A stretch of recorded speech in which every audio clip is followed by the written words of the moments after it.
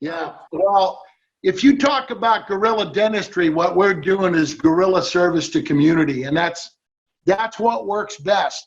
It's when we wake up, we get woke, we stay woke, we get other folks woker too. Who's the most wokest? Come in, let's get this done. And everybody pitching in to community unity is what saves lives on the street, of the lonely, of the isolated vet, of the veteran whose family needs for them to get some sort of services. And so many of them suffer incredible indignities just sometimes trying to go through systems that don't value or appreciate what they've done for their country or in their lives. And then they get blamed a lot for this or that. And there's a lot of anger that comes with being an isolated veteran up under a highway underpass, and nobody's understanding that part of that pain is from not being connected to the system anymore because they caught a bunch of cases of what you would call vagrancy, or maybe taking food or shoplifting, just trying to survive. And then we realize when you find this guy, and this has happened to me, we find a guy and we check his records and he holds a silver star and a Purple Heart, and you cry because you're saying, then you have to go back to these folks and go, do you know who it is that we've condemned and isolated, marginalized and humiliated?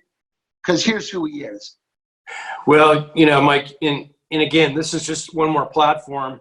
You've been doing this work your entire lifetime, and you have a tremendous portfolio to show for it, individuals that you've helped. But yeah, I mean, this is just another platform to help those on the margin. And regardless of background and whatnot, but yeah, these are people that have had obviously significant contributions in life. And not to say that the youth work that you've done is not without justification, but just different platforms, and we continue to do that work. So it's good stuff. Well, I mean, that's what I think Dr. Garza, he was honoring his child.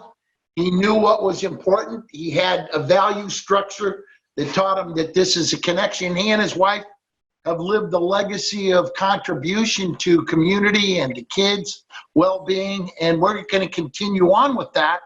And that's how you honor people, an attitude of gratitude in this latitude. And when you do that, all of that stuff, everything that we're doing is connecting community to that, right? And the same. Absolutely, yeah. And I think, like I said, it seems as though things kind of came to a crescendo with this pandemic. Right. Homeless rates are through the roof, at least in California. Joblessness now is going to be through the roof. People are suffering, and I think it's again, the platform that we're providing is just an opportunity for these people, hopefully, to not suffer as much and get through this together.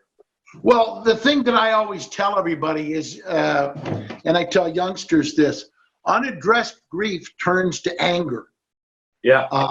Unaddressed suffering can turn to anger. I had a little kid say, "Don't let your sad turn to mad, because then it all gets bad." It's pretty much, it's ironically very funny, because think of where the petri dish of all the violence in our community is a lack of respect for folks who have suffered greatly while serving greatly too as well. And that goes for paramedics, firefighters, nurses, teachers, guys like Steve, who's still teaching special needs kids how to use film to tell stories and to get their voice heard. And that kind of stuff is what we need to connect to. But what we're doing is prevention work as well, not just in dentistry, but in community where there's suffering, where we can prevent anger, hostility, domestic violence, and sometimes that isolation that, because violence doesn't have a zip code. Violence does not have a zip code. First thing I learned as a probation officer if you listen to the suffering and pain, you'll understand the world. And it's not overstand, it's understand, and then help them understand.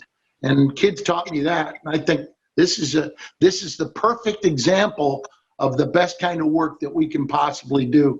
I'm honored to be with you guys. This is a great and noble effort. And our board has got some great folks involved and high caliber, moral turpitude, good folks who get what America's really all about. Thank you for joining us in the Barracks. To learn more about our hosts, guests, and how to support Vets Mobile Dental Unit, visit www.inthebarracks.org.